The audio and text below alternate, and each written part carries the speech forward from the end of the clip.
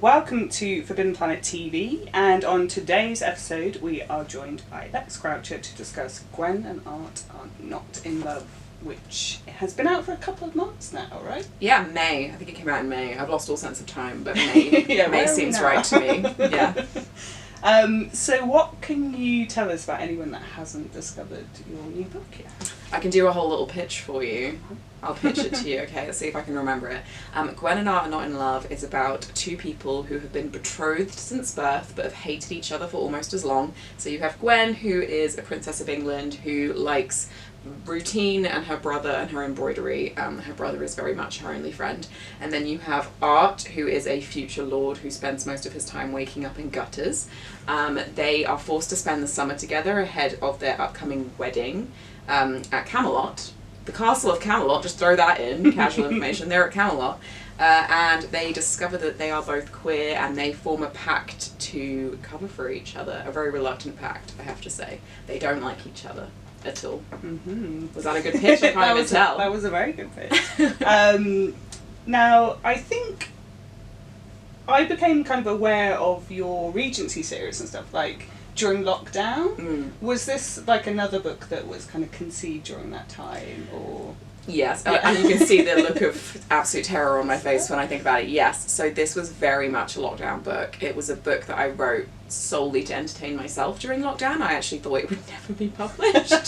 So I just kind of, everything I could do, I dialed it up to 11 and made it the most ridiculous thing it could be, because it was ultimately just for me and just to entertain me while I was sitting in my small flat for months. So I never thought it would be on the shelves, and I feel like it's important to say that before people read it when they're like, this is a weird book. I'm like, yes, it's a weird book because it was my lockdown book and I was basically just creating this world inside my head to entertain myself. So yes, very, very much my lockdown project.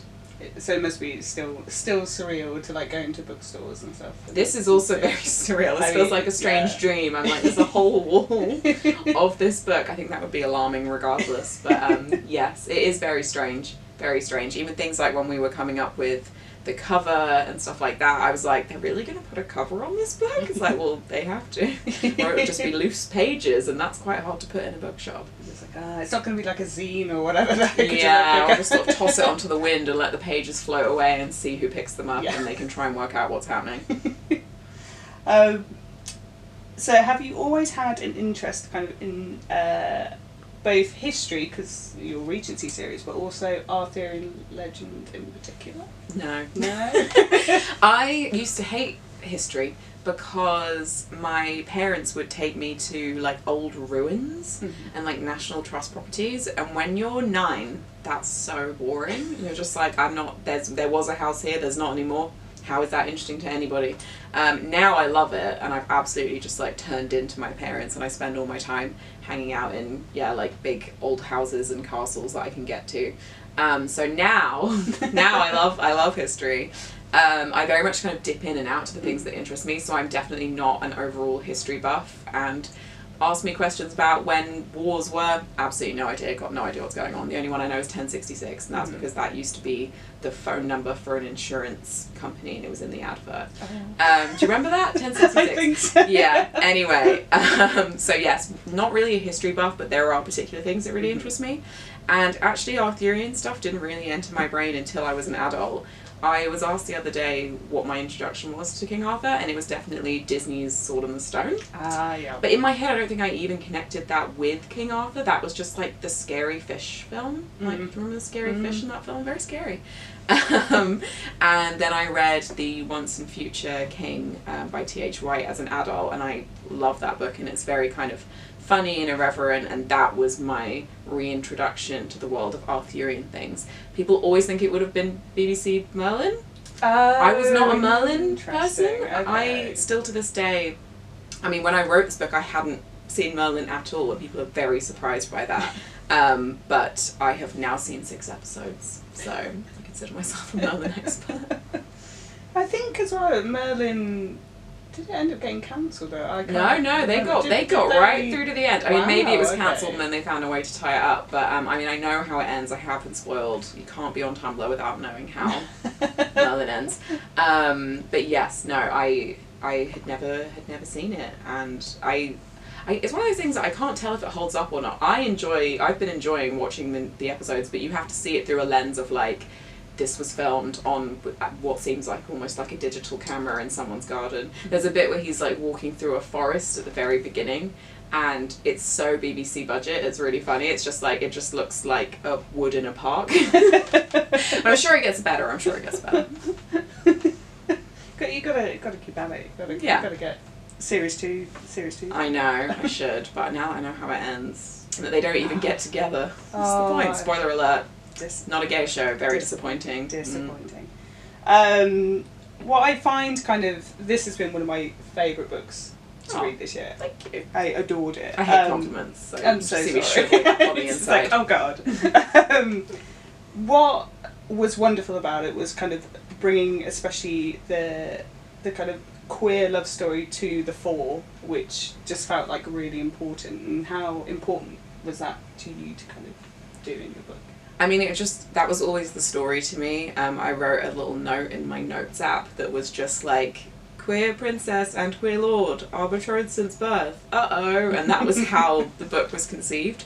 So that was very much always kind of part of the story. And I also just think, I have realised recently that I'm not really interested in writing any other stories. Like, all I'm interested in writing is queer stories.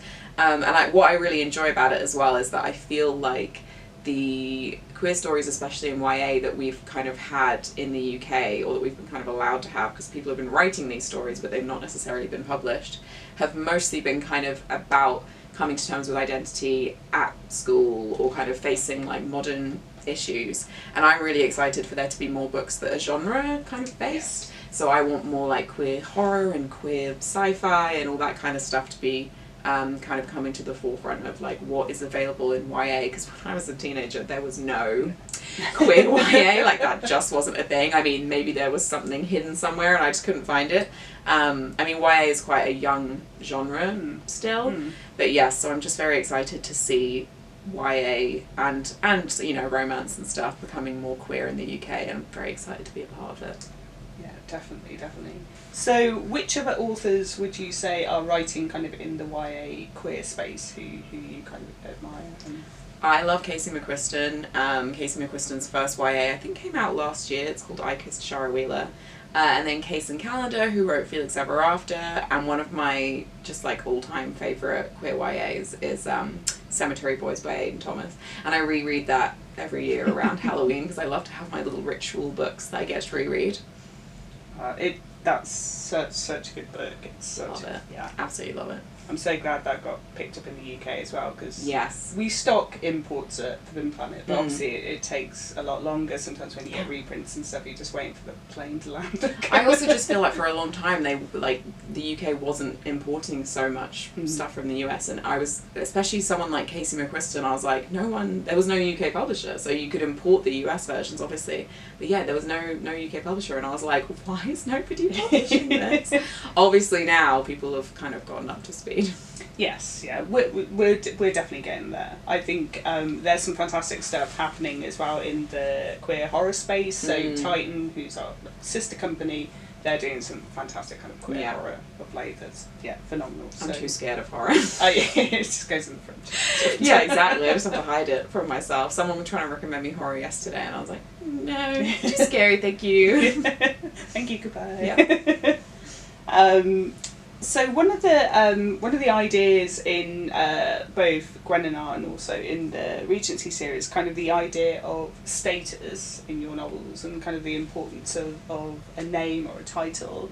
So was this like an issue you were aware you were addressing, or was it just something that came up with those kind of time periods? Such a good question. I think it mostly comes from the time period, and I think, especially with my first kind of Regency novel, a lot of it was about taking my experiences of being kind of like an older teenager and status and kind of friendship groups and stuff, and translating that into the kind of historical equivalent. What I have realised is that while I love this book and I love my Regency books, I'm kind of sick of writing about rich people. Because I'm just like, I'm not necessarily interested in telling the stories of rich people anymore, you know, and like people who are like princes and lords and stuff. Like, it's a very fun world to kind of dip into, but I think I'm becoming too sort of angry and politically motivated to write any more rich people. So yes, it's a thing that I'm kind of thinking about a lot more now, actually, in the way that I'm writing, because my Regency book that actually came out last week, the protagonist is working class and is very eat the rich. So yes, kind of going in a slightly different direction now. Interesting. Yeah. The real world's sort of seeping in, and I'm getting kind of, I love the escapism, but sometimes, you know, you need to turn around and face the thing you're escaping from. Very dramatic. I don't know why I said it like that. Oh god. Yeah. That's that whole horror thing, right? Yeah. So I don't know if maybe some of the people at home don't realise we are in the presence of royalty today anyway, because you auditioned to be Rey in Star Wars. Okay. Let me just... Right. So I sent in an audition tape. Okay. I didn't audition in person. I just sent in an audition tape. I'm sure it was very bad. Then I put up a parody of me auditioning to be Rey in Star Wars on my YouTube channel. The point of which being that it was a joke about about Rey and Kylo Ren, and about how they were asking her to play it as like really horny when he's doing terrible things. Right. So it was a joke about, listen, it's many layers deep. Go watch it. But I actually got a lot of comments from people who thought it was a real audition tape and thought I had made it through to like almost the end. And half the comments were like, way too ugly to be Rey. That's fine, I'm used to it. I've been on the internet for a long time. And the other half of the comments were like, you would have been better. I was like, oh my god, thank you so much. And yeah, it was a strange time. Some people got the joke, which was good. But it's the internet. You're always going to get some people who don't get the joke, and some people who are like too ugly, regardless of what you're doing. So it was a fun YouTube video to make. If there were any other characters you could play in Star Wars? So everyone kept saying that I might be right for some other character, some minor character that I'm not aware of, because like I like Star Wars, but I'm not a super fan, and I do not have the kind of the knowledge. Maybe it was some like Clone Wars character or something, and I'm just not up to date on like everything going on in Star Wars. I mean, there is a lot going on in Star Wars, so it's quite hard to stay up to date. But yeah, I don't know. Maybe I could be just like one of those little... I could be a droid. Just got nothing going on behind my eyes at any time. So when I grow up, I want to be. Yeah, I want to be a soulless droid. Actually, they're not very soulless in Star Wars, to be fair. And I do wonder about the sentience question. But anyway, that's for another. Oh yeah, that's going to. That's for another day. For another day, shit, right? Yeah, exactly. So coming back to some less scary.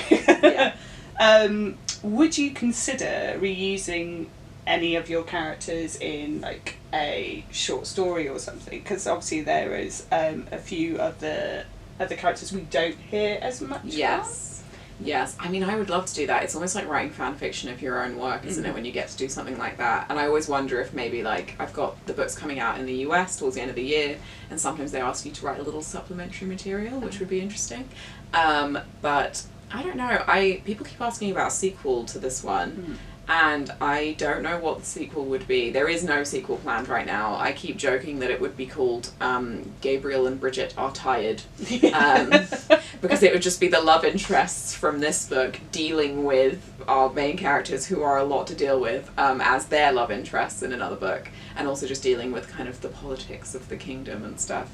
But yes, no plans right now to write any more in this world. But I do also think that there are two background characters in this called Sydney and Agnes, and it seems like things go relatively kind of well for them in their relationship and like quite smooth sailing, but I like to imagine that they were actually having the biggest dramas behind the scenes, and there was all this stuff going on that we just don't see because the main characters are so caught up in their own dramas that they don't notice.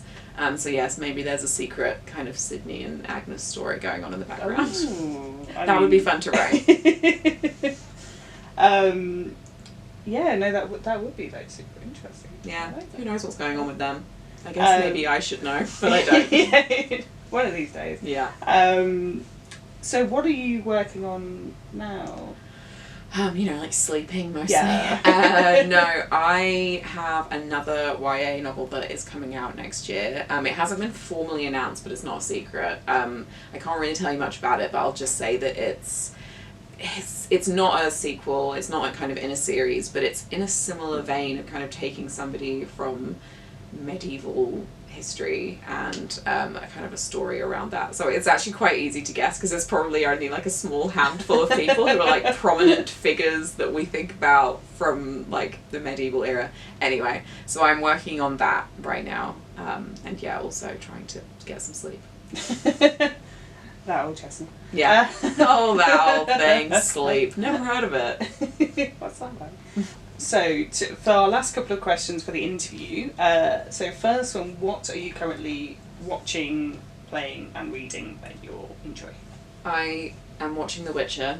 I'm actually behind, like I haven't finished the first half of this season yet. So it's still hot Gerald. Yeah. Listen, it still will be hot Gerald for a while. Listen, there's nothing wrong with Liam Hemsworth. I feel really bad for him because like, but yeah, I don't even know if I'm gonna watch it, to be honest, because like, you know, he's good in the Hunger Games, right? Yeah. And as Miley Cyrus's ex-husband, those are the two things that I know him as. But yeah, I also do think it's weird, and I wonder if like I assume they're not going to address the face change. They're just going to be like, this is normal, because like in some TV shows that are a little more like irreverent and kind of meta, they'll like reference it when it actually changes, but they're obviously not going to be like nudge nudge wink wink in The Witcher, so that'll be really strange. So yes, I'm watching The Witcher. I am reading Bloodmarked by Tracy Deonn, which is actually an Arthurian book. Yes. I've just started that, so I'm very excited. That's the second book in that series. I always try and stay away from reading similar things while I'm writing, but as soon as something's kind of done and I don't have to think about it anymore, then I can actually enjoy reading in the same kind of area or genre. And I am just about to start playing, well, I've just like literally played like 10 minutes of Tears of the Kingdom. Gonna have a nice Zelda time. Everybody else in my flat has been playing it and we're all sharing one Switch. So it's one of those situations where like you kind of just have to give it up to the person who's currently really deep in it. And actually we're moving soon and the whole gang's splitting up, so it's gonna be a dark time when we're stealing. Who gets the Switch? Well, we do because it's ours. It's me and my partners. And so my sister is going to have to bid farewell to Zelda, or actually have to buy her own Switch, which I know is horrifying in this economy.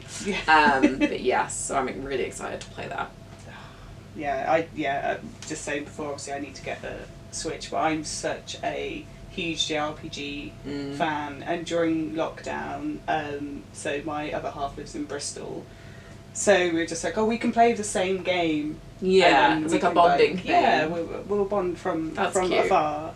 But I get so into completionist, and I must do every fetch quest and get every single piece of armour that he's just like, I'm 3 hours in, and I'm like, I'm 12 hours in now. Yeah, you're like, I've done like everything. I am absolutely not a completionist. I just sort of skip through the world, like having a nice time. I was replaying Red Dead Redemption 2, and I don't want to progress the plot. There's no spoilers, but like it kind of gets sadder.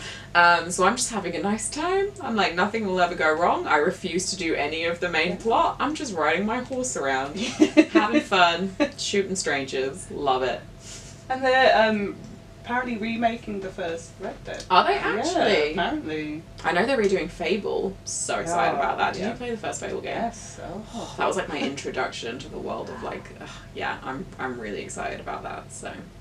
There's just so many games in so little time. I have so many consoles, and then like everyone who knows me is like, but you never play video games. I'm like, I don't have the time. Yeah. Because also I think when you're gonna play a game, if you're gonna watch TV, you can just be like, half an hour I'm watching an episode of TV. Yeah. When you're playing a game, you want to almost carve out like 5 hours of your day to sit and play. So if you have an hour of free time, it doesn't even feel worth it for the gotta load the whole thing up and oh my god. So. Yeah, I need to make some more time. I'm adding that to my list as well as sleeping, is play some video games. Or have like I try and do on the weekends, like if you're going to have like one busy day, like doing stuff, then the other day is like playing games. And slug day. Yeah. You need a slug day. Yeah, I agree. Yeah, perfect. And for your last question, do you still like AC/DC? Do I still like AC/DC? Oh my god. Yeah. I like AC/DC out of spite almost, because my partner hates AC/DC, which like I understand. I completely understand why people hate AC/DC. Like literally, I'm there cognitively, I know. But I just, just like to rock out, man. Oh my god, I can't believe I just said that. Yeah, no, and I bought an AC/DC shirt just to annoy my partner, so I look like a bigger fan than I am. I'm a sort of casual listener, Yeah. But yeah, I enjoy know all the AC/DC. lyrics. I do not know all the lyrics. I know all the lyrics to maybe one or two songs. It's one of those things where, when people are like, do you even know like that band's songs when you're wearing the t-shirt? And I'd be like, sort of. I can give you like 5 maybe, but yeah, that's Put it. that in a lineup. Yeah, oh yeah. Well, maybe. Depends who else is in the lineup. Yeah. Well, thank you, Lex, so much for joining us today, and obviously you've got a ton of books to sign now, which is fantastic. There's some more in the box over there. Yay! Thank you everyone for joining us on FBTV. We will have signed copies of Gwen and Art going into all of our stores for our summer reading promotion, so go check it out soon, and see you on the next interview. Oh, happy anniversary. Happy anniversary! Happy 45th 45 years of anniversary. Forbidden Planet. Yay. I haven't been here for every one of them, but I can't for the believe you've been here, but you look so good for having the been last here for 45 years. But Yeah. I've managed nearly 6. So hey, You're getting there. racking up those years. Yeah, 45 years will come sooner than you expect. But yeah, thanks so much for joining us on our anniversary week as well. So, Thank you. thank you. See you soon. Bye. If you're enjoying watching Forbidden Planet TV and you're enjoying watching us talk to the world's most interesting and accomplished filmmakers, authors, artists, musicians, creators, subscribe right here. See you soon.